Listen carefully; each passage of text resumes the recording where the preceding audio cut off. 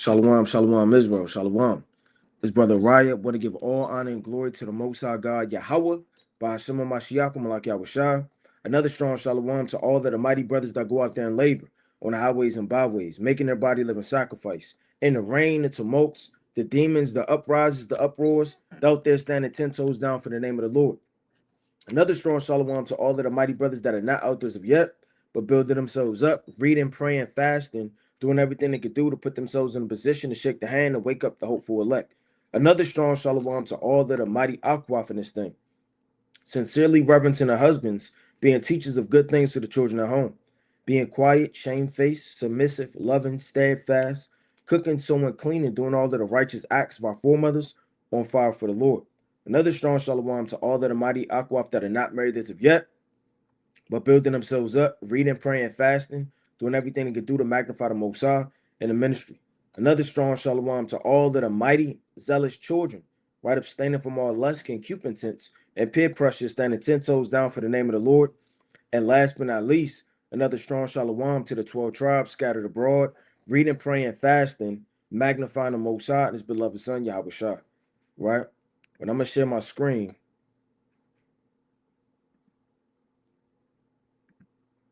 Right, give me a strong con of, if brothers can see the screen.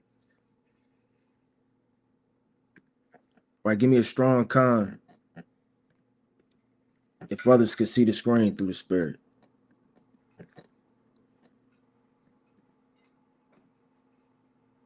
Right, give me a strong con if brothers could see the screen through the spirit.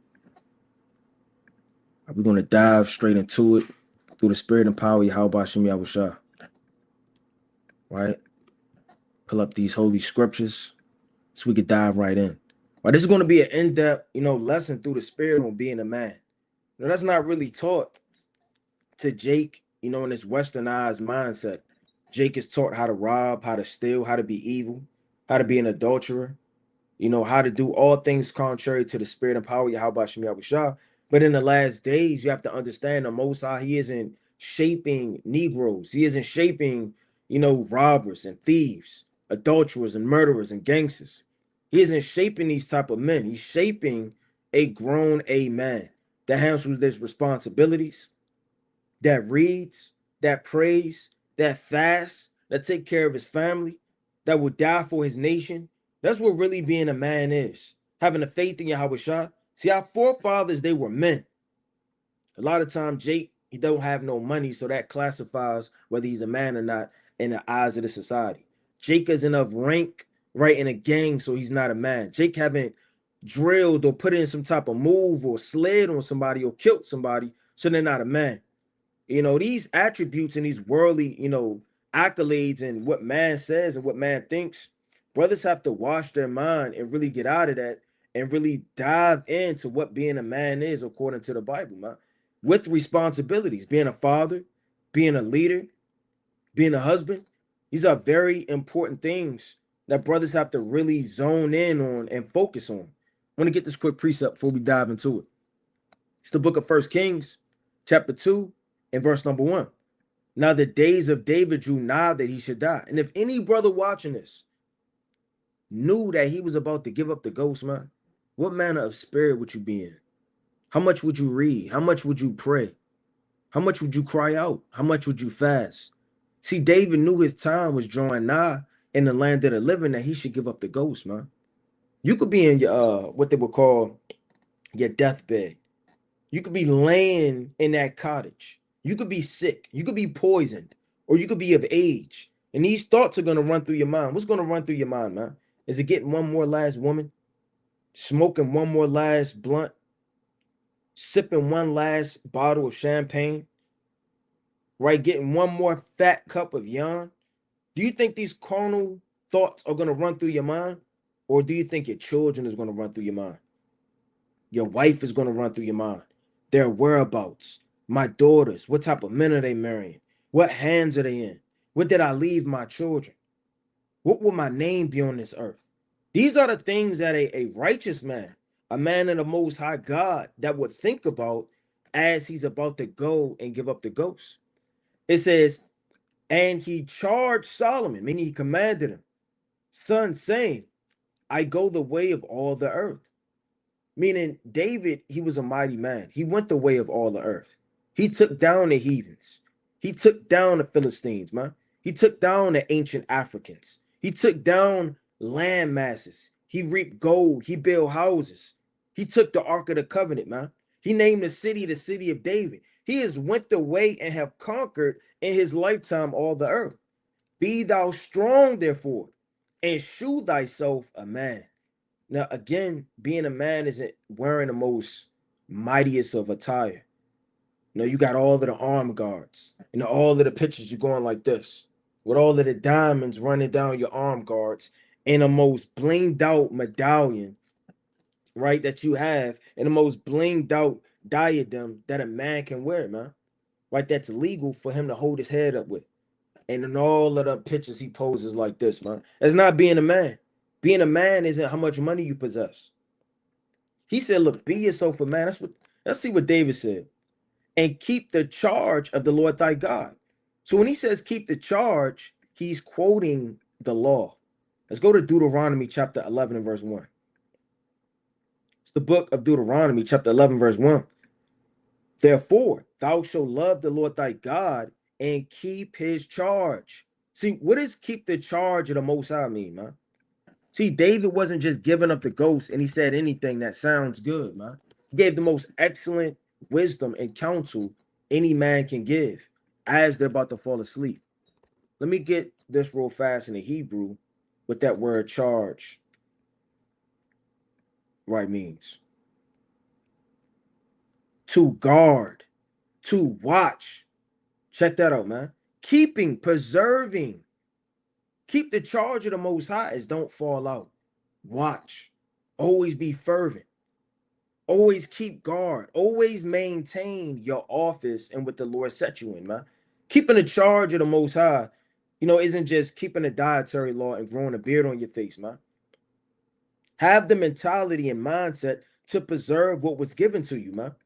Hey, David said, and keep the charge of the Lord thy God to walk in his ways, to keep his statutes and his commandments and his judgments and his testimonies, as it is written in the law of Moses, that thou mayest prosper in all that thou doest, and whether so thou turnest thyself. Right? Deuteronomy chapter 30 and verse 15 all the way down. That the Lord may continually, right, Salakia, continue his word, which he spake concerning me, saying, if thy children, right, in 1 Kings, the 9th chapter, verse 4 all the way down, this is David in the spirit. The way he's quoting the law and moving is such in a manner, so he's thinking about the Most High, his legacy, his children, his throne, his mentality, and the whereabouts of his seed. Children, take heed to their way to walk before me in truth with all their heart and with all their soul, right? There shall not fail thee, he said, a man on the throne of Israel, right? And then he proceeds to go and give excellent counsel, right, before he falls asleep. Let me get this quick precept. Let's go to the book of Proverbs. A lot of brothers, they studying, and nothing wrong with it, but, in-depth breakdowns of Daniel, second Esdras, right? They're going into all of these deep, dark prophecies and parables, but the very chief thing in the applicable amount of wisdom and knowledge you should be applying on a carnal level isn't met, man. A lot of brothers don't even know how to tie a tie. A lot of brothers, they don't know how to change a tire. A lot of brothers' fathers wasn't in their life, man. They don't know how to write a check. They don't know how to pay bills or pay rent. They have no desire to move out of their parents' house. A lot of things that man doesn't know how to do, but he focuses wholly and zoned in on one part of the scriptures, not knowing how mighty our forefathers were with the attributes they did, man, to their families, as they led, the counsels they gave, and what actually made those men men. Right? You could be 35 years old and not be a man. Right? Let me get this real fast, man.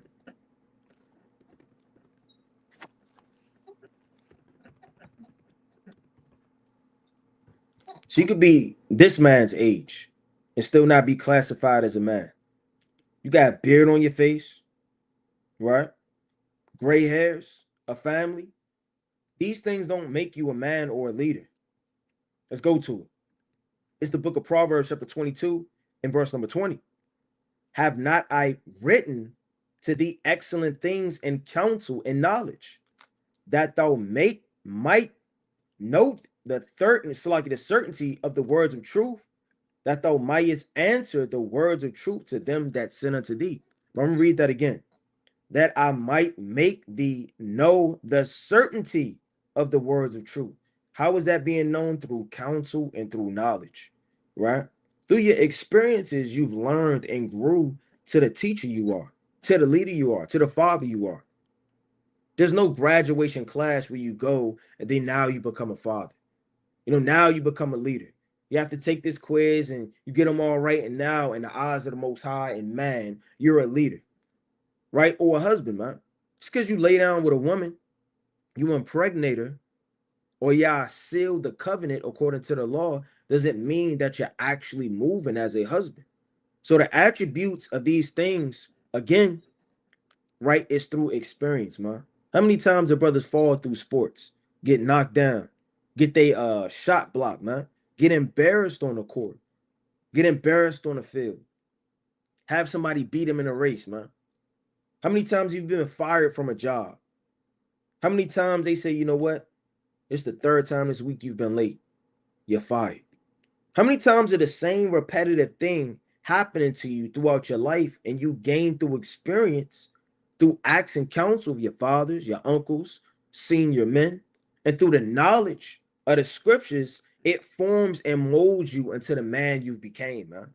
Again, TV molds the mind of the simple. I got to bag my jeans. I got to rob. I got to have a strap. These are the things they mold, like it says in the book of Romans. Don't be conformed to this world, man. You have to now break yourself back down and be conformed into a real man. It says that I may make thee to know the certainty of the words of truth. See, certain brothers know the truth, but certainly, what does it really mean to be a leader? What does it really mean to be a father? What does it really mean to be a man? It says that thou mayest answer the words of truth to them that send unto thee. And I'm going to touch on something. Let's go to the mighty book of Jeremiah. And one of the things about being a man, above keeping the commandments, above keeping the charge of the Most High, is having your affairs in order as far as finances, man. Right? You can't be a mighty man of the Lord. Right now, before I say this and put out a disclaimer, just because you're not working right now doesn't dictate whether you're a man or not, right? In the eyes of woman, man, and or anything, man. A lot of men were poor. A lot of men may be down on, what they say in the world, down on your luck, man. A lot of men may be catching hell and temptation and trials. That doesn't mean anything, man, right? You're still the same king as you are with a job or without a job. The opportunity the so-called white man gives you does not mean anything in the spirit world to the Most High, to where now the Most High will arise for you in the moments of adversity and temptation. Your mindset, your characteristics, these things mold your mentality as a man, whether you have $1 or $1,000,000. But again, a large part of being a man is handling your finances, man. You can't spend all your money all on clothes, jewelry, Jordans, right? And you have no aspirations to move out, right? And you live in your grandmother's basement, man. Your grandmother, she bangs when it's time for food, right? You hear the ding, right? You hear the oven go off and you get happy. You put down the controller and you look up, waiting for the knock, man. You're just waiting for the knock. And then you hear the, you hear your grandmother coming down the steps slow. And you turn down the TV out of respect. She finally gets to the level, right? And then she gets that knock, right? But you don't go upstairs. You know why? Because you're waiting for her to bring it to you on a plate.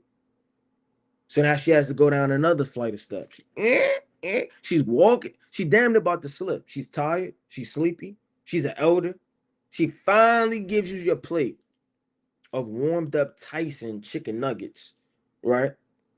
That she put on for $3.50 and some French fries, right? But you complain. You know what you say? Where's the ketchup? That's not a man, right? Let me read this. This is the book of Jeremiah, chapter 32, right? And I'm going to start at verse number 8, right? And it reads, so Hamalel, my uncle's son, came to me in the court of the prison, according to the word of the Lord, and said unto me, By my field, I pray thee, that is in Anak, which is in the country of Benjamin. Right? So when you read the book of Jeremiah, the first chapter, let me get this, real fast for some context. This is Jeremiah chapter 1 and verse 1. The words of Jeremiah, the son of Hilkiah, of the priests, right? He's a Levite, right? Were in Anak in the land of Benjamin, right? So they were in the land of Benjamin, and the men of Anak, right, were trying to kill Jeremiah, afflict Jeremiah, and overthrow Jeremiah, right? So given that context, he said, I pray thee that is in Anak, which is in the country of Benjamin, for the right of inheritance is thine. You know what that means? That means you have to have something to pass down. No, Jeremiah didn't come of a long line of Negroes, man. Long line of people that just talk shit on a porch as they swerve whatever's in their cup, man. You have to have some type of inheritance. Not that you have to be rich or have many things, but you have to pass down something, man. Something has to be in your name. You should desire to have children, desire to have a son, desire to have something to give as a right of an inheritance. So they had a field in their name, man. It says, and the redemption is thine. Buy it for thyself. Then I knew that it was the word of the Lord. And I bought the field of Hamelil, my uncle's son, that was in Anak, and weighed him the money. So this is a transaction in the scriptures, right? So for brothers that say, well, it doesn't mean worrying about money for, man. What does money have to do with anything? What does contracts have to do with anything? This is a contract. When you're looking at this spiritual, you have land, you have a contract, you have witnesses, you have money, you have exchange. All of these things the so-called white man, he worries about in the corporate world, man. He worries about written documents. He worries about things, right, to keep his society flourishing, man. And the so-called white man, even though he's a brute beast, he's wise in his world. He knows how to handle contracts. This is the book of Sirach 42 and 7. Deliver all things in number and weight, and put all, right, that thou givest or receivest out, man. So you have to put all in writing. And that's exactly what they were doing in the book of Jeremiah, the 32nd chapter, going into money and shekels and weighing. Verse 10, right? It says, even 17 shekels of silver. Check this out. And I subscribed the evidence. Meaning he had a scribe book, man. See, certain people that have a checkbook, right? Your old grandmother, your father, people in the back in the day, they used to have a book where they write down all their bills. Now you have apps, you have cell phones, you have different things like that, but you will write these things down. Okay, I spent, $300 on groceries this month. I done spent this on this bill. I done bought this right here. I done scribed this out. So he scribed out the evidence, meaning he wrote down a contract and sealed it, right, with a signet, and took witness and weighed him the money and the balance. So I took the evidence of the purchase, both that which was sealed according to the law and custom. So that's a law. It's a law to handle money. It's a law to handle balances, to have witnesses, describe evidence. These are attributes that men do. Men don't just worry about eating on another man's table, man. That's not worth living. Here you are, you're always waiting for that brother to bring the wine. Always waiting for that brother to bring the strong drink. Always waiting for this brother to break something down to you. You're never searching out a matter. You're that brother that everybody talks about in the back of their head, man. Here comes this brother, man. Damn. Always smooching, always asking for money. Whenever it's time to go do something, you never have any money. You're always between jobs. You're always skipping around. You never can keep a job down, man. You're always getting fired, right? You got to really question, is it me? Right? I mean, it has to be at some type of point. And this is where taking accountability comes with being a man, too, man. A large time when things crave and crash in, you can't just blame it on the roof, blaming it on the leak, blaming it on your tire, blaming it on your engine. When you saw these things, right, for a long time, gearing up and or you should have money saved and or preparing a situation for your family, right, when things arise. That's what our fathers did. It says, and that which was open. Let's go to Genesis. Let me get this quick precept. Let's go to the mighty book of Genesis, right? Chapter 23 and verse number 7. It's another account. And Abram stood up and bowed himself to the people of the land. Now, the people of the land were the Canaanites, right? The men of the children of Heth, right? When you're actually going into it. Now, any man was like, I'm not bowing to them, man.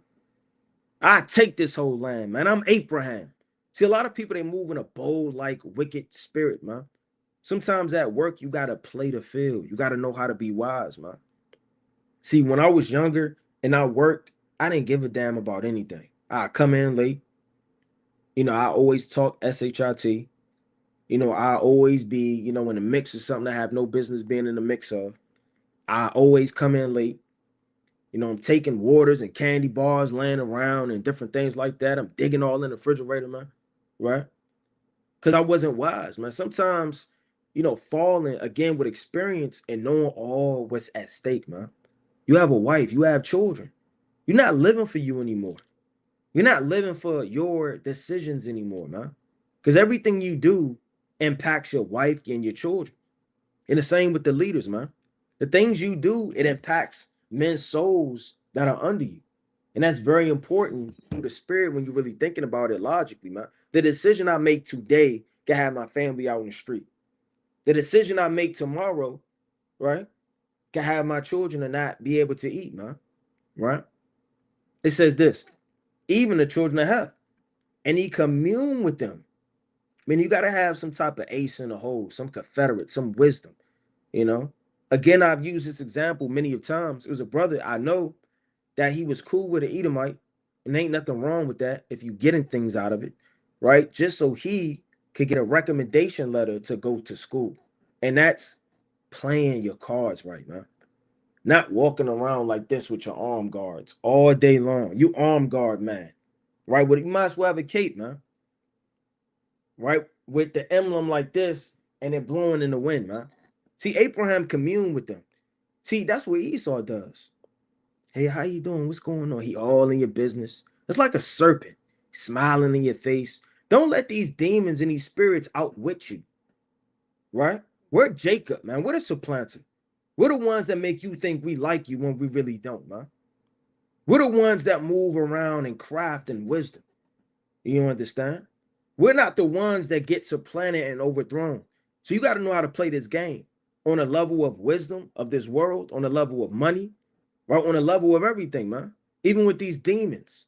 It says, and he communed with them, saying, if it be your mind that I should bury my dead out of my sight, hear me and entreat me for Ephron, the son of Zor, that I might give me the cave of Meshullah, right, which he hath, which is in the end of his field, for as much money as it is worth, he shall give it me for a possession of a burying place among you.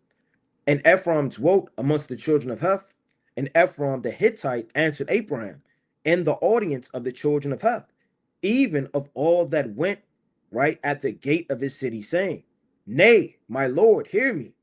The field I give thee, and the cave that is therein, I give it thee, in the presence of the sons, Slakia, of my people, give it I, bury thy dead. So he had a confederacy, man. Who went and told Abraham that Lot was kidnapped? Right? Let's go to it. Let's go to the mighty book. Get this quick precept. This is the book of Genesis, chapter 14 and 13.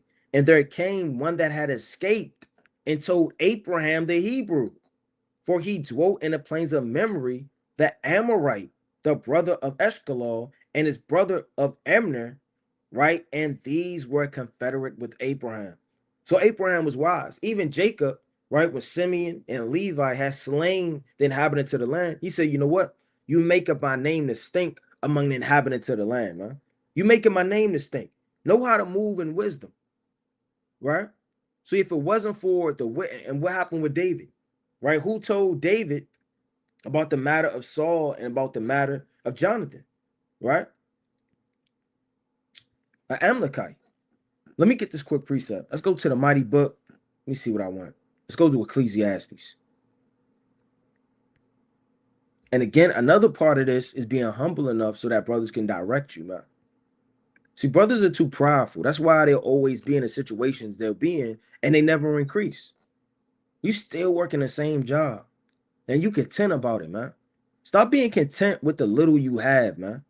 Now, when I say be content, it's okay to be content and blessed with what the Lord gives you. That doesn't mean you shouldn't strive for more. The Most High giving you all these blessings and He opening up this door. You where I'm not content. I'm still not content. Huh? I'm still not content. All right, you don't want to be covetous, but you want to increase, man. Because you know what? Bills are increasing. Your family increasing. Brother may get another wife. Brother may get some more children. Rent is increasing. So brothers, by common sense in the spirit, you have to have a mind of increasing, man. Your spirit should be increasing. We're increasing until the day of the Lord. The sun increases and hastens back to his place and ariseth again. Everything is yielding up. The grass is increasing, right? Everything is yielding. You can't be moving in a spot and staying still. This is Ecclesiastes chapter 10, right? I'm gonna get this quick precept in verse, right, number 15. The labor of a foolish, right, wearieth every one of them, because he knoweth not how to go to the city. So the labor of the foolish wearieth every one of them, huh? If you're a foolish man laboring, you don't know how to spend your increase. You don't know what to do with your increase. You're all over the place. You have no business. You're working just for those Jordans. You're working just for carnal things. You have no plans, no goals, no admirations. Woe to thee, O land, when thy king is a child and thy princes eat, right, in the morning. So the Lord said, woe. Woe is an old way of saying death and destruction. Woe, O land, meaning all the inhabitants, when thy king is a child. What does it mean when thy king is a child, man? See if he got a little. Look at this, man. What if he was ruling over you, man? Look at him. Just look at him. You know what he's going to do? All the decisions he makes for the land is going to be predicated off of his mood, right? You know what? I don't want to go to work today. I'm sleepy. I don't feel like reading right now. And everything under him is going to have that same mentality and move in that same spirit, man. A lot of our fathers, some of us, some maybe not, a lot of our mothers, you seen them go to work every single day, man. And you seen how tired they was when they got home, man. You saw that spirit on your father when he got home and he kicked off them boots, man. He was tired. You seen all the hours he worked. You seen him always mowing the grass, always working on the engine. Your father, your uncle, they were always moving, man. They were always doing something, right? They was always moving in some type of way. So when they finally reached in their pocket and they bought you that bicycle, they bought you that game system, you appreciated it because you knew they didn't have it, man. Now everything is given. People just giving anything and everything to their children. There's no hard work. There's no goal to work towards something, man. We're working toward the kingdom. The kingdom was given to us like these horse women just give themselves away. There's no goal in that, man. Easy. Go out the house the same day, get a woman that same night. Why would I ever take care of you? Why would I ever do anything for you? Like they say in the world, why would I buy the cow when I could get the milk for free? Right? A lot of decisions and spirits and things people move in. I mean, where does it lead you? The Lord said, let me get this quick precept. Woe to thee, O land, when thy king is a child, and thy princes eat in the morning. What does it mean they eat in the morning, man? When you wake up, the first thing you should think about is work. That's why it's woe, because that's the last thing you should be thinking about. Right? Let me a couple precepts I'm thinking about. Let me go to the book of Jeremiah. It's a righteous and wise thing to rise up early, man. If you rising up late, or the first thing you do when you get up is whatever you want to do is off. This is the book of Jeremiah, chapter 44 and verse 4. Howbeit, I sent unto you all my servants, the prophets, rising early. So what do the prophets do? They rose up early. What did Abraham do in the book of Genesis 22? He rose up early. What if the Lord told you to do via the hand of, right, Sirach? And I'm going to get this real fast through the spirit.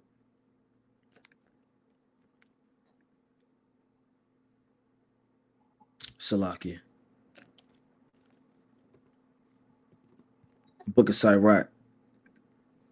Sirach told you to rise up early. So if you're rising up early, like it says, as a prince, eating and drinking, you're not handling your affairs. You're doing things that please you, what's righteous to you, what's wise to you, what you want to do. The Lord said, rise up bedtimes, meaning get up early. See, a lot of people that rise up when they want to rise up, they're slothful. They don't have a job. They're always behind the ball, right? They even tell you in the world, the early bird gets the worm, huh? And that's so true. You rise up early, you can hit 3 to 4 jobs before anybody is even rising up to go fill out an application.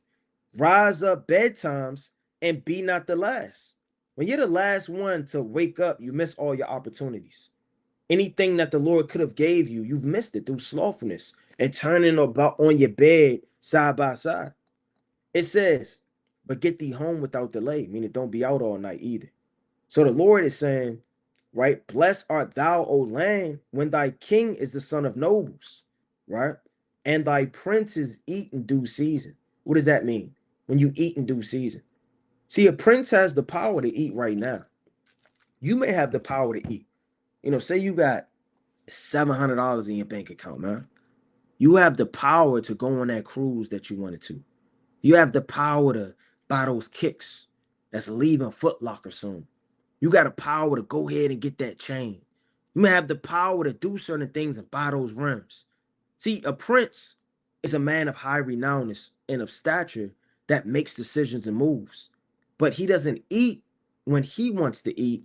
He eats when the land can eat, right? When everybody in due season gets the increase. That goes back to the law, right? Let me get that real fast in the law. Even the Lord teaches you patience in the law, man. Let's go to Leviticus chapter 19. It's the book of Leviticus chapter 19, right? And I want to start at verse, start at 24, right? I'm going to start at verse 23. And when ye shall come into the land and shall have planted all manner of trees for food, then, right, ye shall count of the fruit thereof as uncircumcised. So when you plant this fruit, you can't eat it, right? As soon as it starts to bud and yield, and the first year, and you're looking at it, it looks good, it looks juicy, man. You know, man, F this. And you grab the grapes, grab the vine, right? You grab the watermelon, or you grab anything to your liking. No, you have to be patient and let the land rest. You have to let the land grow. You have to let these things rise up. You have women, you have children, you have fathers, you have warriors, you have the fatherless, you have the widows, right? You have the strangers. It says 3 years shall it be as uncircumcised unto you. It shall not be eaten thereof. But in the 4th year, who can wait 4 years seeing all of those grapes, all of those vines, year after year, more increase, corn, wine, barley.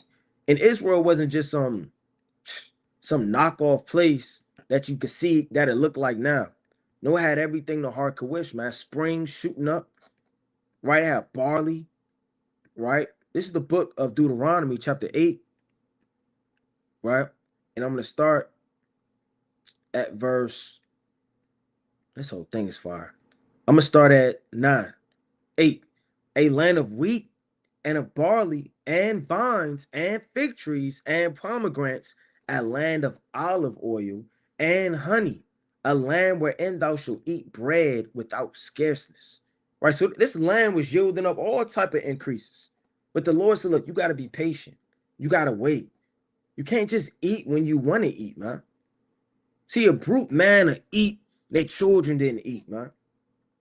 They'll eat and things ain't in order, right?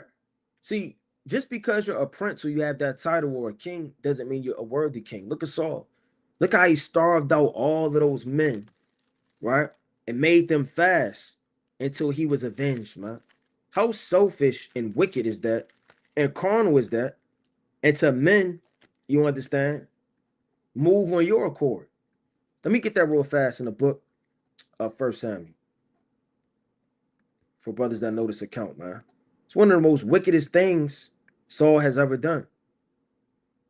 This is the book of First Samuel, chapter 14. I'm going to start at verse 24. It says, and the men of Israel were distressed that day. And people could be distressed, man. Your congregation could be distressed. Why are we out in the rain? And you shaking the hand, just shaking the hand. Nobody's out there. You just want all of the camera time, all of the vainglory, man. Right?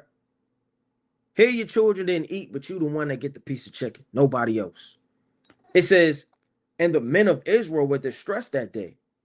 For Saul had adjured the people, saying, cursed be the man that eateth any food until even. Why? Because he's like a god. You can't revile the gods, the priests, the kings. You have to listen to what they order you, not because they're just the king, but because they're supposed to read the law all the days of their life and have the judgment from the Most High. It says that I may avenge on my enemies. So none of the people tasted any food. Imagine that, man. Nobody eating, nobody drinking. It's war going on and all hell breaking loose. Verse 28. Then answered one of the people and said, thy father straitly charged the people with an oath, saying, cursed be the man that eateth any food this day. And the people were faint. The decisions you make causes people to be faint, right? It overthrows them, right? Especially as a leader. Again, being a leader, right, doesn't come with a title. It comes with action and experience. That's why you look at elder men. And, there are a lot of elder men in Israel. And brothers may surpass elder men with wisdom, but you can never surpass an elder man with experience, man. He's traveled many strange places. He's seen tumults. He's seen fights. He's seen camp divisions, man. He's seen spirits creep in you have no idea are even on the face of this earth, man. He has witnessed things and has been hit rock bottom and probably questioned whether he was in the truth or not. Went through scandals, people turning back on him, seditions, all of these things to have him to tell you to do a certain way, but you should listen to that, man. It says, my father have troubled the land. See, I pray you, how mine eyes have been enlightened, because I tasted, right, a little of this honey. How much more, if happily the people have eaten freely today of the spoils of their enemies, which they found. For had there not been now a much greater slaughter amongst the Philistines, I mean, you could have reaped a better war, a better victory by being more in order. It says, for strength and for not drunkenness, man. By much slothfulness, the building decayeth. Who is the building? You are. The man is the building. The woman is the pillar. Now, a pillar holds up a building, but everything of that man represents that house, man. Brother, if you fold and you crack, everything's going to crack. 9 times out of 10, you can have the most righteous woman right on the face of this earth. Brother, if you start crying, you start acting frantic, you start questioning whether you're really in this truth or not, right? You don't want to labor, you start to move in a wicked spirit, that woman will leave you, man. And not leave you as far as she's single again, but she'll leave you because there's no protection, there's no hedge. A woman is only with you for the hedge. She's not with you because she thinks you're the most handsomest man on the face of this earth, man. See, we respect, you understand, our elders, not because they're old men. We respect them because of the experience, the things they can show us, right? The wisdom we bestow upon a woman, how we take away her shame, right? Because from a father, she needs to have a head. It's not biblical for women to just be out and single and roaming around, right? Without a head or a direction or a path to be led in, right? As a leader. All of these things trickle down in a most serious type of way to really move in. By much slothfulness, the building decayeth, and through idleness, right, of the hands, the house droppeth through. See that? It says, a feast is made for laughter, and wine maketh merry, but money answereth all things. It's not talking about your woman, she patting her head. When you going to pay? That's not what that's talking about. And she stick her hand out like this, man. And you know the scripture, the book of Sirach, the book of Ecclesiastes, chapter 10, in verse 19. Right, when it says money answereth all things, what are the things that it's talking about, man? Right? To cover your shame, that answereth that. Right? You may want to travel, right? It answers that. Right? You may want to give alms. You may want to do something for a brother and you don't have the might nor strength to do it. That money covers it and it answers it. It's not necessarily talking about carnally the things of his life, man. Let's go to the mighty book of Second Maccabees. Let's go to Second Maccabees. Let me get this quick precept. Second Maccabees, chapter 3, in verse number 7, right? It says, now when Apollonius, right, came to the king and had shewed him of the money whereof he was told, the king chose Heliodorus, his treasurer. So Heliodorus, his brothers know he was a thief. It's an Edomite demonic thief that tried to raid the temple for all of the money that he foresaw, or knew rather, that was in. And he sent him with a commandment to bring him for said money. For wherewith Heliodorus took his journey under a color of visiting the city of Claricea and Phineas, right? But indeed to fulfill the king's purpose. And when he was come to Jerusalem and had been courteously received of the high priest of the city, he told him what intelligence, right, was given of the money, and declared wherefore he came, and asked if these things were so indeed. That's none of your damn business, man. Right? See, our forefathers failed through being too friendly, too nice. Let's let an Edomite say, how's it going? How many kids you have? What's going on and what are you doing on the weekends, man? You know what I'll say? And I'll laugh saying it. I won't be here. Right? None of your damn business, man. How many children you have? Oh, didn't I fill out the paperwork when I started this job? Right? Didn't I answer all of that in the beginning? Right? You gotta know how to talk to these devils, man. Right? You can't spill you can't open up your house to all men. Didn't that happen to Hezekiah? He showed the Babylonians, right, all of his house, his treasures, the gold, the silver, and the precious things. Next thing you know, you got robbed blind, man. You let these demons open into you spiritually. You show them that you could be hurt. Depression gets me. It always gets me. And that demon, I got you. I'm going to rob you blind. Taking all your gold, your silver, your knowledge, your wisdom, the things that build you up and protect your mind, I'm snatching that away. You can't be vulnerable, man, to anybody but Yahweh Shem Yahushua. People will laugh at you. They will joke at you. They will strip your glory from you. They will take everything that clothes you from being a man and make you naked and bare, man. Right? And the same with these demons, these spirits, information. It says, then the high priest told him, right, that there was such money laid up for the relief of the widows and the fatherless children. And that's exactly what it was. You had a treasury laid up with infinite amount and sums of money, right?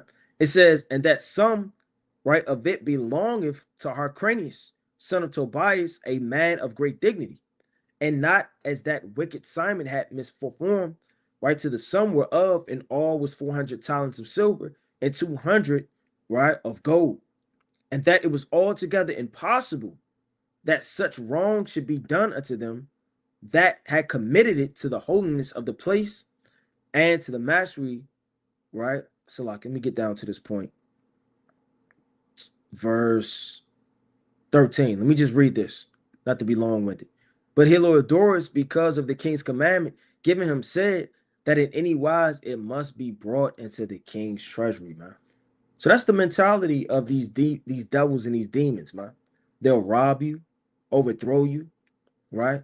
Steal from you, right? But the point out of this that I really wanted to get is that we had infinite sums of money laid up, man.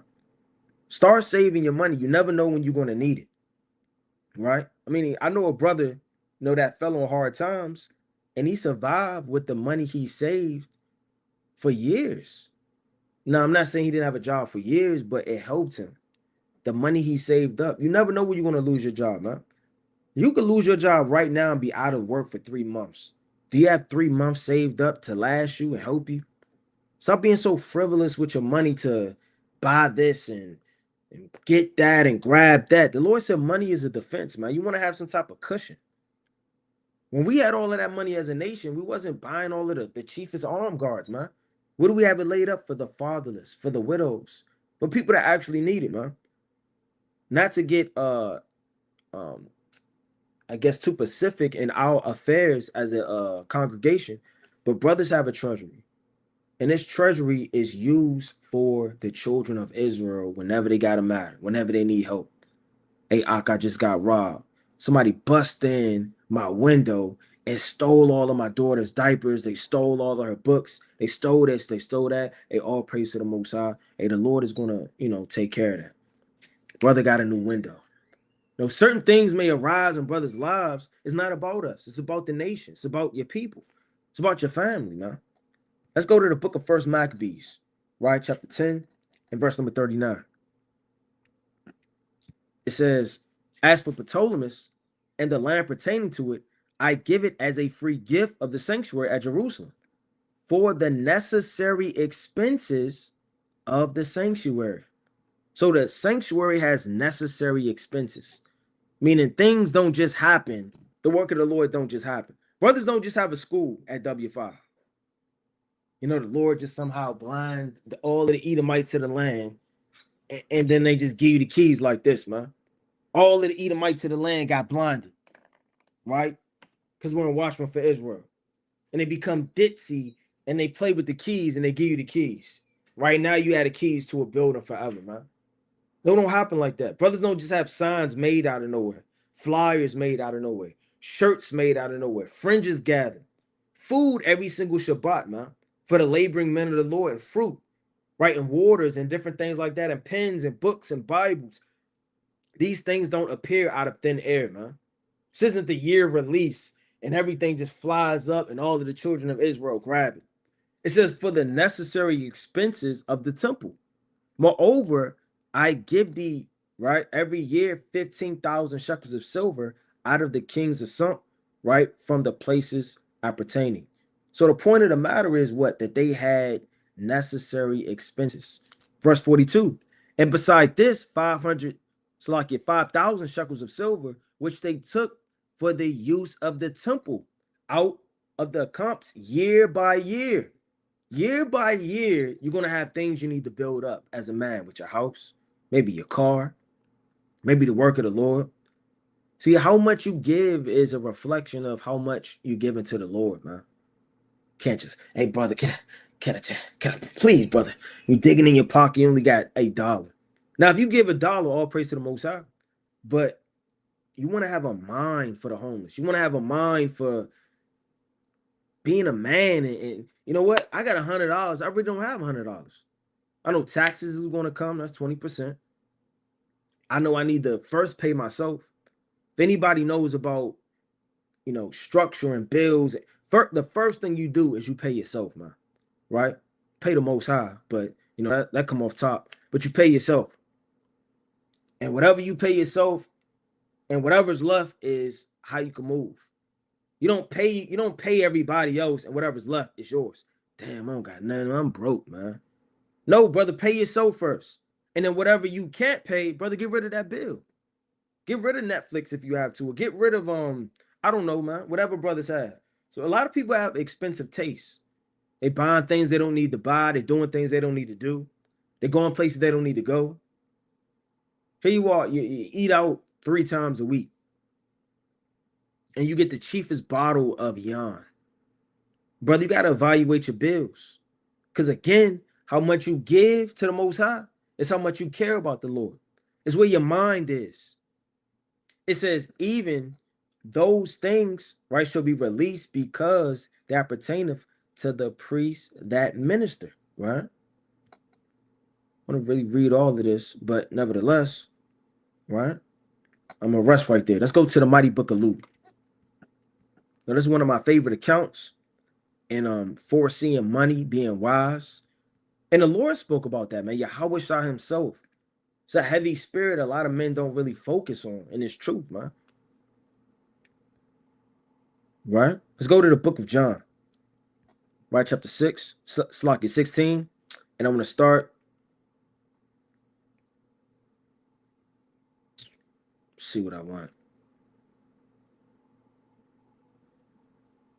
So, like, I'm in John. I'm in Luke. Bear with me. It's the book of Luke, chapter 16. And I'm going to start at verse. I mean, this whole thing is crazy. I'm going to start at verse, right? Number 2, right? Get straight to the point. And he called him and said unto him, how is it that I hear of thee giving account of thy stewardship? Now, what is a stewardship? When you're a steward, you're over business, you're over affairs. You're responsible, right, for the affairs of the house. Stewardship. The job of supervising or taking care of something, man. You're a steward. And the Lord called the stewards, man, to foresee all of the mysteries and the things that pertain to the knowledge of the Most High. The Lord said a steward must be found faithful, right? Let me get a quick precept before I go back to that one.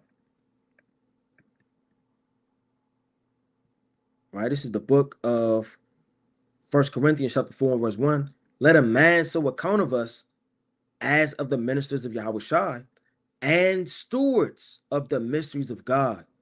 Right, so the steward, again, is a job you uphold. It's a position you are given. The Most High has given man a position. Moreover, it is required in stewards that a man be found faithful. You have to foresee the work, the business in the house of God with all your heart, mind, and soul, man. So this carnal account, a man is saying, look, what's going on? Give me an account of your stewardship. Run down to me what you do day by day. 4, thou mayest, right, be no longer steward. Meaning it will take your job. You think your boss is going to be okay with you coming in late 4 times a week? You always want to take off. Right? Today is your daughter's graduation. Next week, your father is sick. Or next week, you got a back spasm. You say, you know what, this guy is not reliable. Get rid of him, man. It says, then the steward said within himself, what shall I do? For my Lord taketh away from me the stewardship. Right? And on a deeper level, as a parable and in the spirit, the Lord could take away your stewardship, man. But how, you kind of move as a man of God. Because you're foreseeing his garden. You're the husbandman. Like if the Lord said, how ye husbandman in the book of Joel, the 1st chapter, right? So you got to give an account of your stewardship. I cannot dig to beg. See, this man had integrity. A lot of people say, you know what? I don't know. Let me just call mom again. Let me call mom again. Let's just call mom. And then you put the mom, right when you call mom. Hey, mom. Right, mom, pick up the phone. What is it now? You even say mommy, right, when you want something. Every single time you call your mom, right? She hear the tone in your voice. Is everything okay, Jonathan? Ma. You either frantic, on the phone, or your voice go up, mommy. Right? Something's always wrong. Your mother, she wakes up out of bed. She's always running to your safety. She always paying that bill. She always driving to pick you up. She always bailing you out of jail, man. That's a little boy type of spirit and mentality to depend on another man or another person, man. The Lord even spoke against that in the book of Proverbs. Let me get this quick precept. Right? It's Proverbs 19 and 19. Right? It says, a man of great wrath shall suffer punishment. Meaning he should get locked up. He should get jumped. Right? He should be overthrown some type of way. Your wrath and the demon you move in, you're going to suffer for that, man. It says, for if thou deliver him, yet thou must do it again. Meaning you bailed his brother out for jail once. What do you think he's going to do? He's going to get locked up again. You loan his brother some money. What do you think he's going to do when he's low again? He's going to ask you for it again, man. You loan his brother a shirt, a towel. He's always having that handout, asking type of mentality, man. That's not a type of brother and or a man that stands up, man. See, when you stand up, sometimes you got to hit rock bottom. And hitting rock bottom, humbles you, man. For brothers that ever hit rock bottom.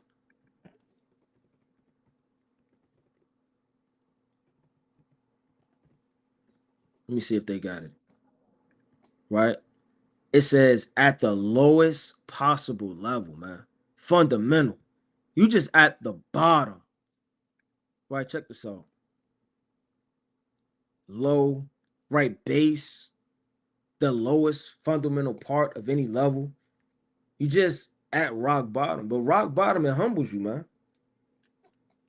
See, when you have nowhere to turn, no one to call on, man, it has to strengthen up your faith even more. Has you to really cleave on that $20 like you've never cleaved on it, man. Or appreciate that job to walk a mile or to wake up, you understand, an hour earlier or to catch a bus, man. Some people catching a bus or a train is too beneath them. I can't do that, man. They might see me, man. People might see me. Right? You got that people might see me spirit, man. Right? Go there? Nah, somebody might recognize me, man. You like Martin when he was at the unemployment office, man.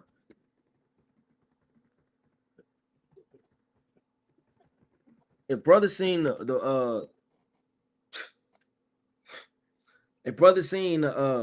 TV show Martin, man, when he went to the unemployment office, he was so proud that he snuck in.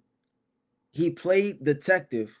He was against the walls like he was scaling a robbery, and he had a whole disguise on, man, because he was too cool. See, those brothers that's too cool to ask for help, that really can't, get, damn, this brother got a nice job. He didn't die. I wonder how he did it, man. Ask that brother, man. Ask him. Hey, Ak, I seen you got this, you got that. What steps did you take, man? Humble yourself. That's how I got into the profession that I'm in, by asking and by brothers helping me, man. I wasn't some type of philosopher, scientist, theologian, right? That sprawled up out of the land of the living and start working, man.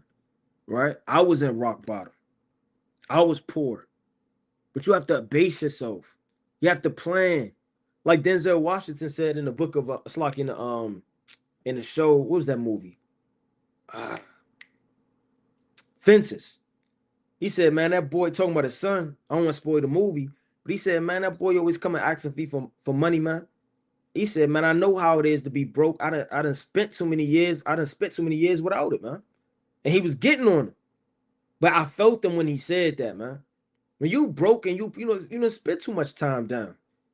Ain't no way, ain't going back no more, man. But you got people that had this mentality, man. They just too cool, man. Says I cannot dig to beg, I am ashamed.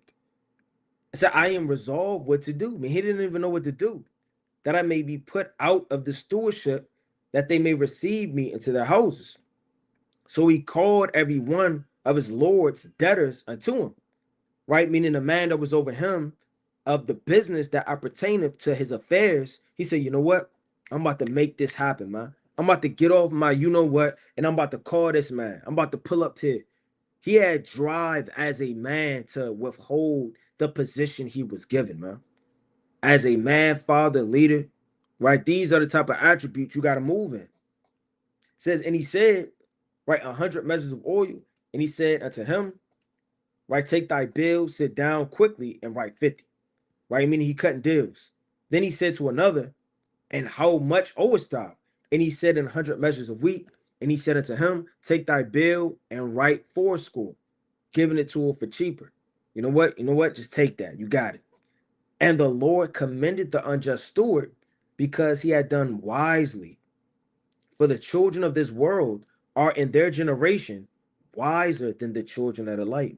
And again, a lot of brothers They let the children of the world, outwit them in a lot of matters, right? That pertaineth to taking care of your house, your family, bills, saving money, right? Some people just too over righteous, man, right? When I started in this truth earlier on, right, before the Most High is giving me a little bit more discernment, I was over righteous. You come into this truth, you think you got to cut off everybody, slam every door, cut off every light, stand on every mountain, and just start screaming the name of the Lord, man. That's the type of spirit, because it's so much fire. You've never felt this before. You're like, what the heck? You're just like a junkie, man. All you want to do is the work of the Lord. But you have to know how to move. There's certain times where the Lord, he perceived their thoughts, man. The Lord wasn't always raging and flipping tables.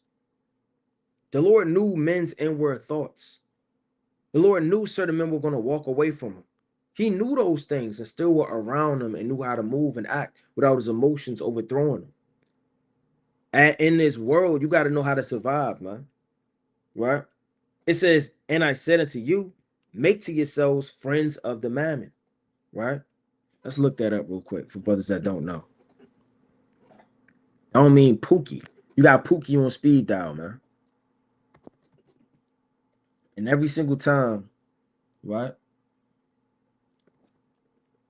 Pookie is out and about. He hits your line. That's not what that's talking about. Right? This is the book of Luke. Right? Let me get this real fast. That word mammon. Right? Riches. Mammon. Treasure. Right? So make to yourself people that are able to help you in wisdom. Right? Your circle should always be about people that are either more intelligent than you, wiser than you, so sword sharpen the sword, man. You don't want to be in a circle of people that don't know anything. They're always asking you all of the questions, man. A burden type of mentality. You want to be with that brother, he's keeping you on your toes, you keeping him on his feet, and y'all going back and forth, y'all striving through the spirit, y'all increasing, y'all getting sharper, y'all getting more wiser, right? And you want to have what they say connections, man. Have to yourself friends of the mammon. You get recommendation letters. You have certain people, hey, you know what? I'm about to leave this job. I put in my 2 weeks. Keep my name in your phone whenever you have, right, an interview or anything, and you need some type of resume, you need somebody to put me down. And I'll do the same, man. Or whatever the case may be. You got to know how to jazz up your resume sometimes, man. Certain brothers' resumes look horrible. Damn, Lewis Cunningham, right? Got the date you were born. I used to work at Giant, right? Skills. I show up to work on time. I smile. And I don't steal. Right? And those are your skills. You got to know how to jazz up your resume, man. Right? I seen a brother resume, didn't look too good. Then I seen another brother resume, and I looked at this brother and we just started laughing, man. Because there's nowhere in hell half of this stuff is true. Right? It says, it's the book of Luke, right? Chapter 16 and verse 9. And I say unto you, make to yourself friends of the mammon of unrighteousness, that when ye fall, right? Because you're going to fail. You're going to fall. You're going to slide, man. That they may receive you into everlasting habitations. He that is faithful, right, in that which is least. What's least? The smallest things of the affairs of your life, man. You should desire to keep your house clean, your car clean, if you can. I know it gets junky and all hell start breaking loose, but it's the little things, man. Women should take care of the little things, the children, your husband, right? You should take care of your wife, your children, right? As a man, the what you take care of is a reflection of your husbandry, right? And a husband man, right? That's where you get the word husband from. It derives from husbandry, right? Because what does a husband do? He oversees, he pulls up weeds, he pulls up thorns, he pulls up thistles, he protects, he guides, he nourishes so that it could yield forth fruit. And a man puts so much in a woman that she could give it right back, man. That's the spirit, right? You protect her, right? That she could give to you, right? You're taking care of her. She's the prize, and the whatever the case may be. So are you, man. Y'all going back and forth through the spirit. You're the prize. right? But that husbandry and how you look over the affairs of that garden is going to really, dictate that fruit. If your woman don't know what's going on, your children, they scratching their behind, they don't really know what's going on, the spirit in your house, you're not setting an example, right? Your family should always see you doing something. You should always be teaching. You should always be reading. You should always be working. And even if you falling short at any given time, because you may not have a job, whatever case may be, you may fall on hard times. That shouldn't stop everybody seeing that my father, no matter what, he's trying, man. He's catching this bus. He's doing this. You got that movie. What's that movie? I think it's Roll Bounce. I think that's the movie, right? Let me see.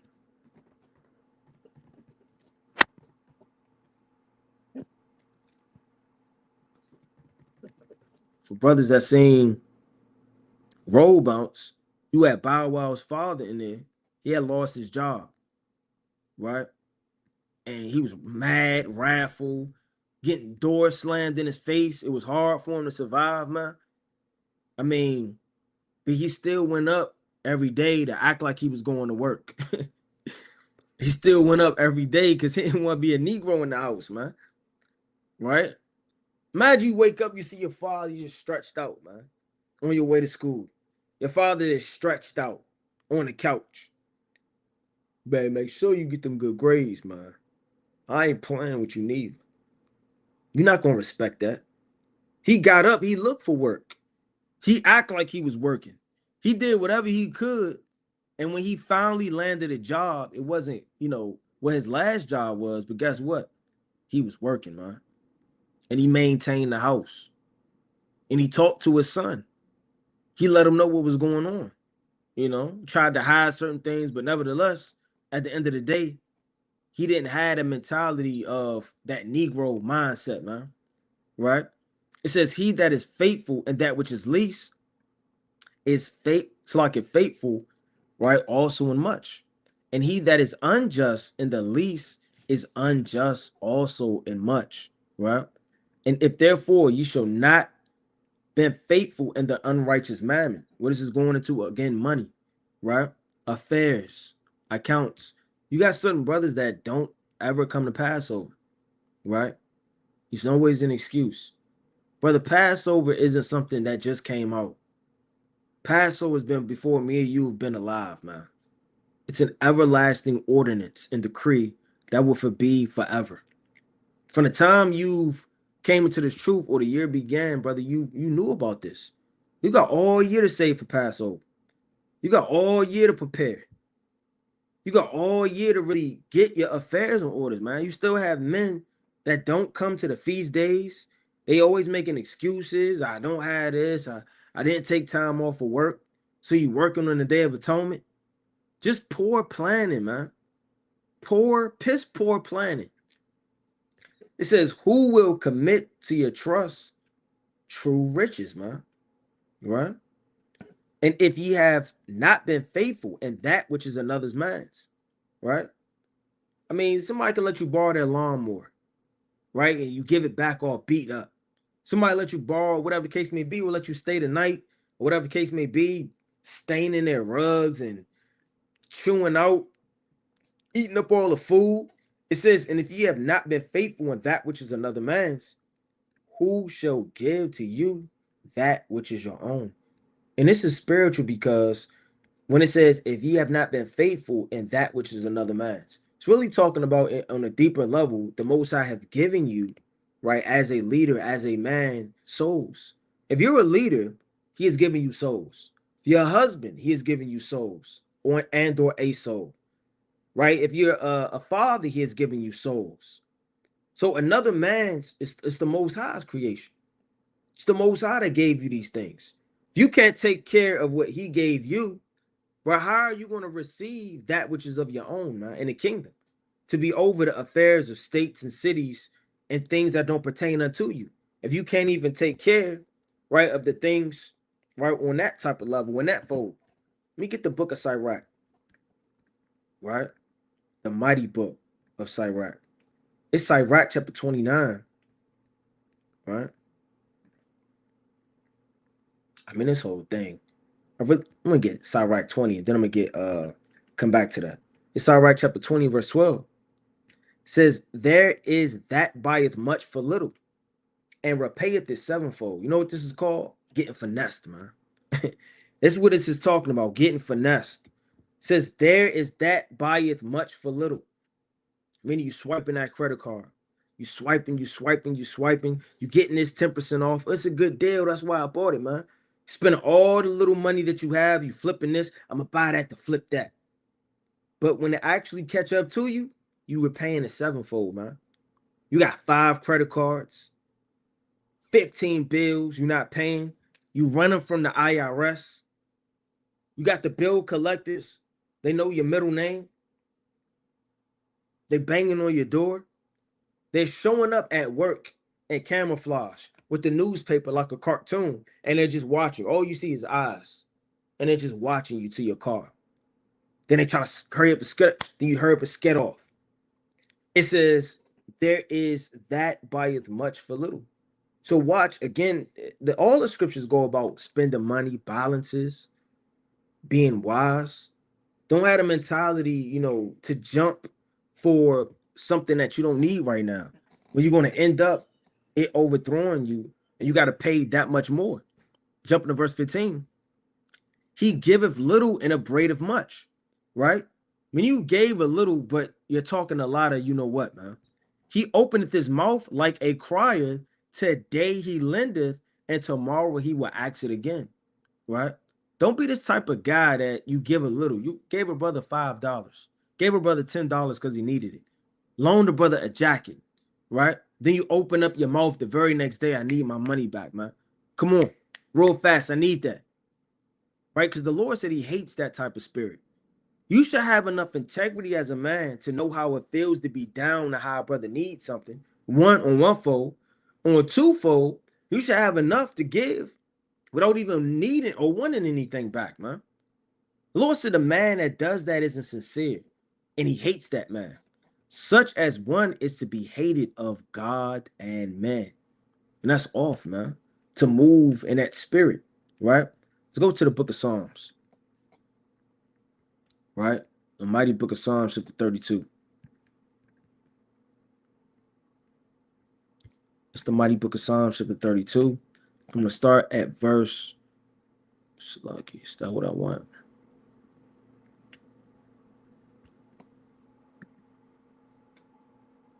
Slack, I'm going to come back to that one. We'll come back to that one through the spirit. Let's go to the book of Ecclesiastes. That's what I want. It's Ecclesiastes chapter 5. And I'm going to start at verse number 11. When goods increase, they are increased that eat them, right? And what good is there, right, to the owners thereof, saith the beholding of them with their eyes. So the Lord said, when goods increase, they are increased that eat them. And that's so true, man. Let you get a job right now making $5 more than you're making right now. It's like the Lord would never let you get rich or comfortable, because bills is going to increase. Mouths are going to increase. Next thing you know, you got another child. A bill to come out of nowhere, man. Right? Out of nowhere, this bill from the IRS from 2 years ago hit your mailbox. When goods increase and the things you get, you may, save up $50, $200, $1,000. And guess what's creeping around the corner, man? Unforeseen evil and spirits to take the very things you're laboring for. They are increased that eat them, right? And what good is there to the owners thereof, saith the beholding, right, of them with their eyes? Meaning the things the Most High have given you, right, you should use that for other people as well. The sleep of a laboring man is sweet, whether he eat little or much, but the abundance of the rich will not suffer him to sleep, right? Let's go to the mighty book of Sirach, chapter 44. This is Sirach, chapter 44, and I'm going to start at verse number 1. Now let us praise famous men and our fathers that begot us. The Lord have wrought great glory by them, and through his great power from the beginning, such as did bear rule in their kingdoms, right? And the kingdom is a government, right? You may have a kingdom, a little kingdom in your house, man, that you govern. right? You may be a camp leader, right? You may be a man of renown or stature, or building yourself up with experience to get that position one day. It says, as such as did bear rule in their kingdoms, men of renown of their power, giving counsel. So these are the attributes of a man that bears rule and a man of high noun and power. It didn't say nothing about his height, his weight, his money. And it say nothing about the glory of the things of this world. It says their power, their counsel, by giving their understanding and declaring prophecies. Leaders of the people by their counsels, and learning meet for the people, wise and eloquent in their instructions. So really how you lead somebody dictates you being a famous man in the eyes of the Most High. Not being famous for your money or your clothing, man. Because in order for somebody to inquire of you, right, must mean they really look at you in the light of a man of God, a true man of God that's able to lead them, man. You're not going to Earl, man, to see what Earl thinks. And Earl shaking his dice, and you always looking to the side when he talk to you, never looking you in the eyes, man. Earl never looks you in the eyes. He always talk from that slant. You know Earl, man. Right? And you asking him questions. You know what he going to tell you? Whatever it comes into his mind. It says leaders of the people by their instructions and learning meet for the people, wise and eloquent in their instructions. Right? Again, these are the attributes of the elect. Jumping down to verse 16. Enoch pleased the Lord and was translated, being an example of repentance to all generations. So Enoch, what made Enoch so mighty and so special was what, man? He was an example of repentance. See, repentance makes you perfect in the eyes of the Most High, because you sin, you go off, you do everything, which defiles you with blood and wickedness, right? And the cares of this world, it spots your garment. But the more you repent and lay hold on Yahweh's righteousness and mercy, it cleanses you. So he was an example of the repentance, right? And the things that defiled every other man that didn't have their mind fixated on the laws of God. Noah was found perfect and righteous in the time of wrath. He was taken in exchange for the world. What do all these men have in common? They were taken. The Lord chose them. He took Enoch. He took Noah. You understand, in the ark. He saved Abraham and moved him, right, to another land, right, out of his father's house, where they were worshiping the Mesopotamian gods. If the Lord is really moving with you, he'll translate you and shift you in a different direction to fulfill his will, man. He'll have you to increase into a better man. He'll pull you, you understand, and make you examine yourself. Even if you're not a man of where you want to be, right? The Lord, if he's really moving with you and you in the spirit and you in tune with the Heavenly Father and asking, the Lord will deal with you and move you, man. I look at who I was, just 3 years ago, 4 years ago, 5 years ago. I wouldn't say that I'm anything, at all, but through the mercy of the Most High, I've seen the Most High move me in a better spirit to want to examine and increase and just carnally of the things of this world, man. My mentality, your maturity, a lot of these things you really have to, mind, man. You got certain brothers still watching cartoons, right? This is the book of Ephesians, right? I'm going to get this quick precept. Chapter, right? 4 and verse 13. Till we all come, right, to the unity of faith, the faith and the knowledge of the Son of God, and to a perfect man. So we're all shaping and moving into a perfect man. Again, that comes with molding, that comes with time, that comes with experience, that comes with falling, that comes with hitting rock bottom.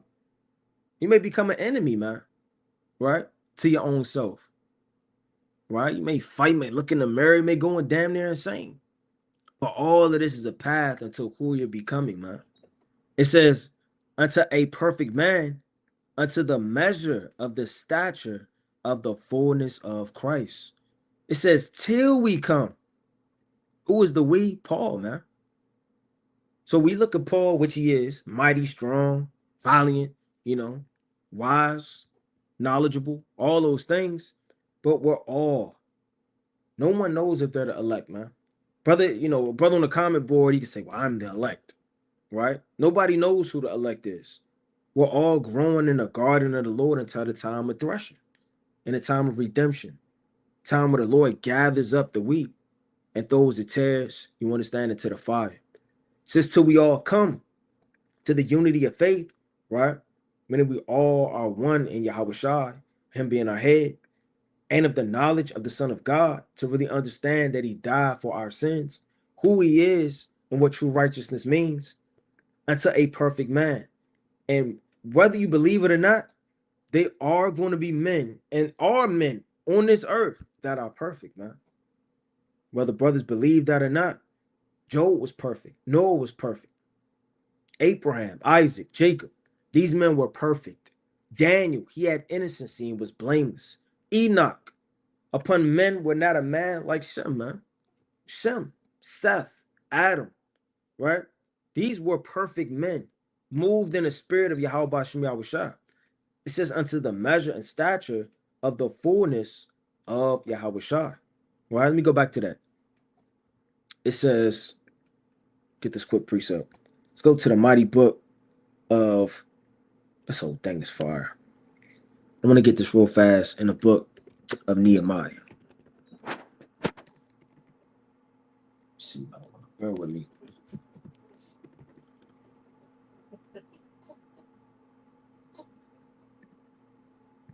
It's Nehemiah, right? Chapter 5 and verse 1.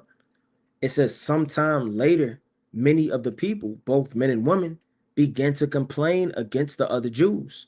Now, giving a backstory of what was going on, right? This was Nehemiah. He's coming back, getting the authority from the king to build up Jerusalem, right? Him being a governor of 12 years and one of the mighty nobles of those men during his time had the authority over the rest of the Jews because there wasn't a king. Certain men were taking advantage of the poor, exacting usuries, and taking from them and exacting things of their might and their strength, which wasn't profitable, foolish, and off. They didn't show any humility or leadership when we were at ruin. It says, some said, we have large families. We need grain to keep us alive.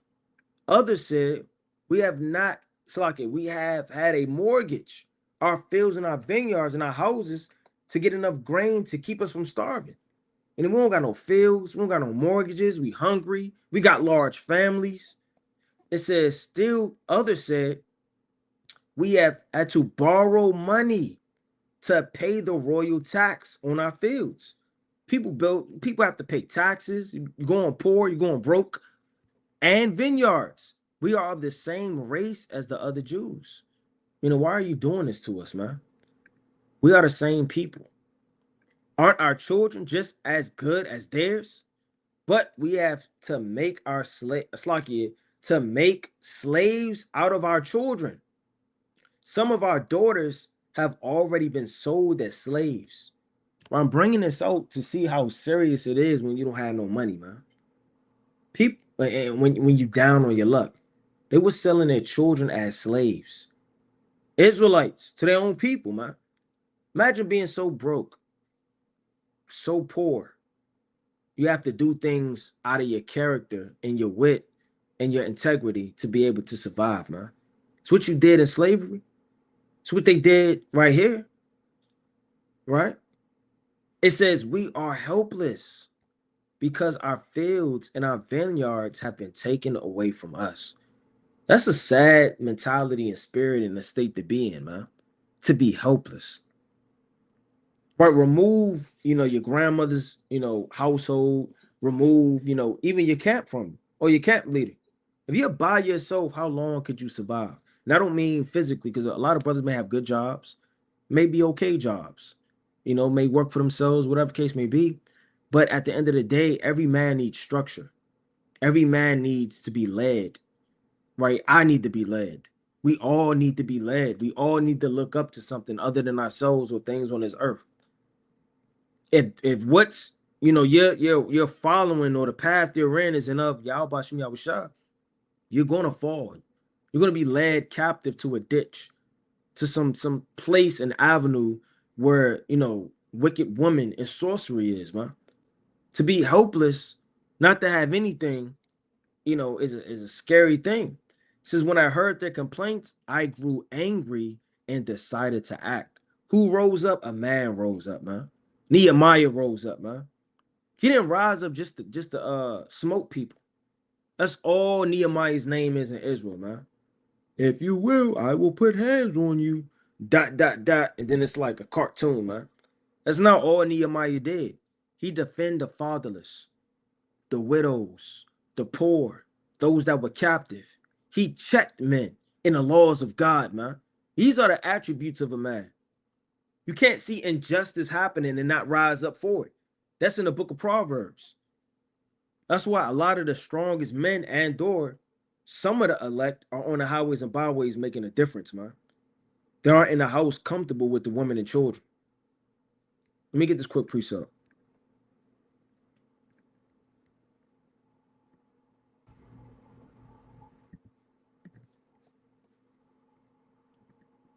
It's the mighty book of Proverbs, right? Chapter 31 and verse number 8. It says, open thy mouth for the dumb and the cause of all such as are appointed to destruction. So somebody's appointed to destruction, their mouth is dumb and it's stopped. Open your mouth, defend them, help them, fight for them, man. I remember, well, I'll tell this story, man. I never told this story before, but the mighty brother Jonah that fell asleep. It was, I'm not gonna get too descriptive with the story, but we was leaving camp one day, man, and me, a couple of brothers, we were walking to our cars, because we parked afar off, and we heard this lady, getting mauled, beat, jumped, or whatever the case may be. She was inside of her car, right? So as the men of the Lord, we ran up, because it was a far off. We heard a scream, "Get off me! Stop!" Da da da da. So they ran up. Who the first to act? Who the first to jump? Who the first to defend their people, man? The mighty brother Jonah, man. And again, I'm not going to get descriptive, but he got the hell off of her, man. That's all I'm gonna say. He got off of her, man. He got off of her, man. That's all I'm gonna say, man. Right? And that's I'm gonna just leave it right there. That's all I'm gonna say, man. Right? He got off of her, man. Right? But you have to defend your people, man, from doctrines, spirits. Your woman may be held captive, your children. All right, this is a very serious matter, man. Yahushua, what did he do? He made his grave with the wicked, like it says in the book of Psalms 53, man. All their problems became his problems. Let me get that real fast. The Lord said he made his grave with the wicked, man. That's heavy. His resting place, his death, his burial was with all of the sin, all of the wickedness, man. And he defend all of them. It's the book of Psalms, chapter 53 and 9. And he made his grave with the wicked and with the rich and his death, because he had done no violence, neither was there any deceit in his mouth. Right? So he said, what, man? He made his grave with those of the wicked to give you another opportunity and a chance. It says, open thy mouth, judge righteously, and plead the cause of the poor and needy, man. It's another attribute of being a man, defending your people. It says, I denounce the leaders and officials of the people and told them, you are oppressing your own relatives. Right, I'm going to stop right there. I don't have to read this whole account. Nevertheless, I'm going to get about 2, maybe 3 more and close out. I'm going to get this quick precept in the book of Proverbs. It's the book of Proverbs, chapter 6, in verse number 1. Right, and it reads, my son, if thou be surety for thy friend, it's like it if thou hast stricken hands with the stranger. So surety, right? You're entering into a debt. You're making a deal. You're doing money exchange. That's why a lot of people that have loan sharks, they got a lot of people that they get off on being loaning you money because they know they can extort you, man.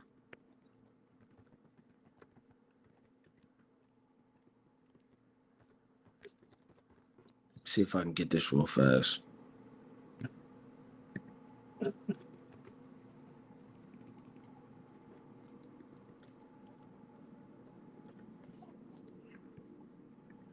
It says the action or practice of lending money at unreasonable high rates of interest, man. And that's what a lot of people do, right? We fix money loans, right? And all of these different commercials, man. 1-800 dun, dun. Right, here you are. It's 2 o'clock in the morning, man. You down on your luck, right? Sipping your last drop of yarn. Cause you don't got no money to buy no more, man. Your phone about to die, bills due, and you see that doot doot doot doot doot, and then you call that number, and they say, you know what? We'll give you the money tonight. Not only will we give it to you tonight, we'll give it to you right now. But you will have to owe a percentage of, and then they talk real fast. Or they may not talk slow at all, man. They might talk fast at all, but you're so desperate, you take it. You're entering into and stricken hands with a stranger. And a lot of people, the decisions you make, as you were younger, are panning out to, who you are or what you're becoming today, man. A lot of people like, I don't have time to go back to the school. I don't have time to change my job. I don't have time for this. I got kids. I got this. I got that. It starts to get hard, man. So you get boxed in this corner. You start taking money and strangers and deals and loans and credit cards, and you overthrow yourself. Thou art snared with the words of thy mouth. Meaning, whatever you sign or say you're going to pay back, you're snared with it because now you're under contract. You could be, suffered to be locked up or God knows what, beat up, man. Thou art taken with the words of thy mouth, right? So you could be taken and overthrown, right? With the words of your mouth being surety of debt and loans and taxes. These things catch up to you, man. Let me get this quick precept in the book of John. Get this quick precept.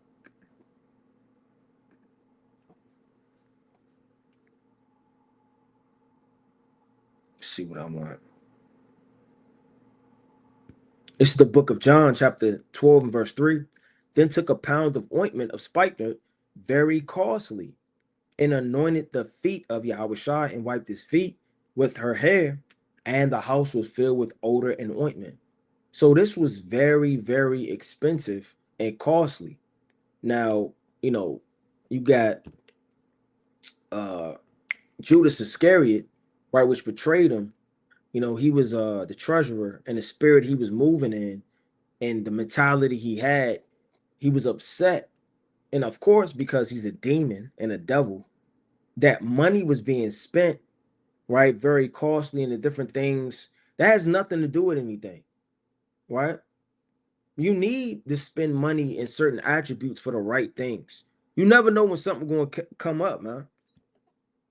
A brother told me a long time ago he keep his house clean or he keep a extra room clean because he never know when a brother's going to lodge and need a place to stay. And I still remember that, man. So damn, that's mighty. You really never know. You never know when you're gonna have to give alms. You never know when you're gonna have to be an example or do the work of the Lord. Somebody's always watching you, man. Somebody always looking up to you. Your children are looking up to you. Don't you know the things that we still have as children in our minds never left us? How our parents raised us, everything they did wrong, how I would never do this to my children. Every time they argued, every time they didn't come home at night, that's scarred in the minds of an adult man, woman, you understand, to the time we give up the ghost. And that has, mental effects on how we treat our parents, how we treat our kids. It's like it's deep how you move and how you act. It's deeper than you. Everything isn't about you, man. Brothers labor and their feet hurt, they're tired, they pull extensive hours at work. It's all for the elect's sake. A Paul said, I endure all things for the elect's sake. Right? It says, then said one of the disciples, Judas Iscariot, Simon's son, which betrayed him, why was not this ointment sold for 300 pence and given to the poor? But that was an unsincere, wicked statement. This he said, not that he cared for the poor, but that he was a thief. and had the bag and bared that which was put therein, right? And this is a Negro holding on to the money, man. Not sincere, out of order, and just utterly wicked, man. Let me get this quick precept, right? Let's go to the book of Genesis. Let's go to the mighty book of Genesis, chapter 28.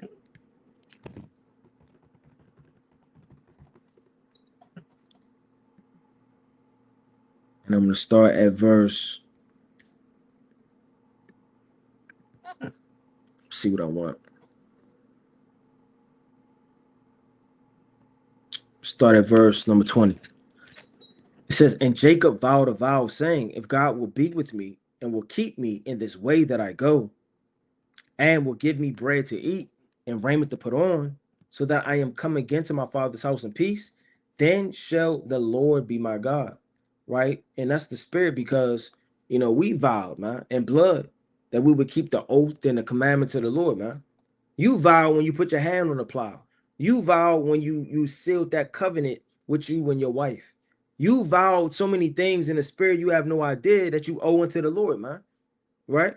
It says, and this stone which I've set for a pillar shall be God's house. And of all that thou shalt give me, I will surely give the tenth unto thee. That was Jacob's mind, man. That had nothing to do with anything. It was in his heart to say that, man. What's in man's heart, man? What can I get out of the Lord today, man? I want blessings, I want mercy, I want wisdom, I want grace, I want to confound the heathen, I want a wife, the Lord is not a genie, man. See, it was in Jacob's heart, the one that gave a tenth, man. Man naturally wants to provide and help. Man naturally wants to glorify the Lord. Man naturally wants to follow Yahweh. These things should be natural to a man of God, man. You know what? The Most High gave me this. He did this for me. He did that for me. It's only right that I at least give a tenth, man, of all that I have. And that's spiritual, man.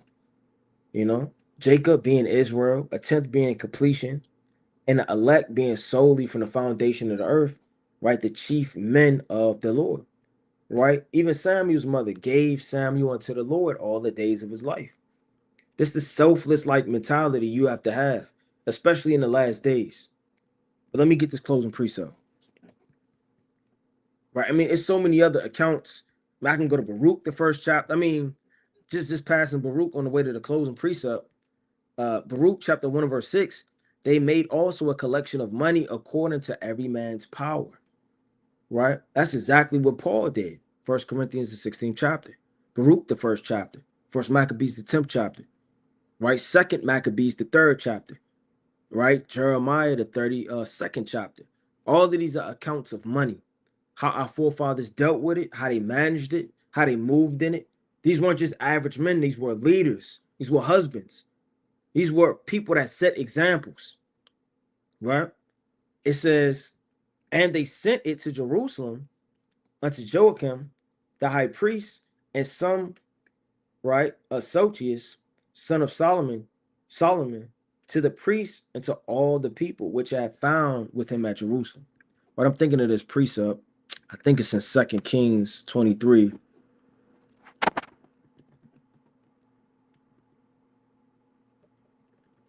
Let me see if I can find it.